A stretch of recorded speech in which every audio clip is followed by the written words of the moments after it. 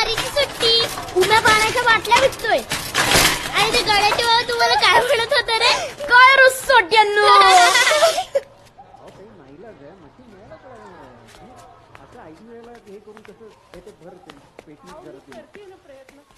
थोडी सवलत द्या ना. अहो माझ्या डोळ्याचं ऑपरेशन निघालं मध्ये.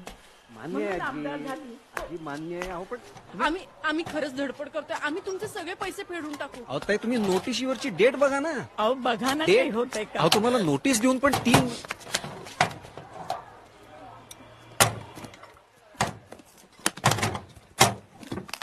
3 महिने झाले, आता नाही शक्य आता. अहो लहान लहान नाही. मुलं आहे तो.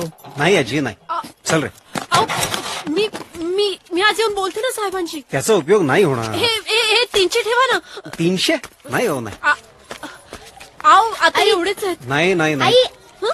हे बघा, हे 1000 आहेत. हे घ्या ना. नाही हो ताई, असं नाही होणार. बँकांचे पण काही नियम असतात. तरी एक करता येईल त्यातल्या बघा ना त्यात. जरा. 1 मिनिट हा. अच्छा सोय करता होय. बघूया. म्हणजे एरियर्स वगैरे सगळं बघता मी साहेबांशी बोलतो. तुमचं व्याज माफ होईल. 5,000 भरा आणि विषय संपवा. 5000. ताई आजकाल 5,000 काय आहेत? अहो आता काय सांगू, आमच्यासाठी खूप आहेत. कुणी ओळखी, नगरसेवक, आमदार, खासदार? जप्ती तर करावीच लागणार. 12शी पर्यंत पेपर करत नाही. 5,000 भरा आणि मशीन न्या.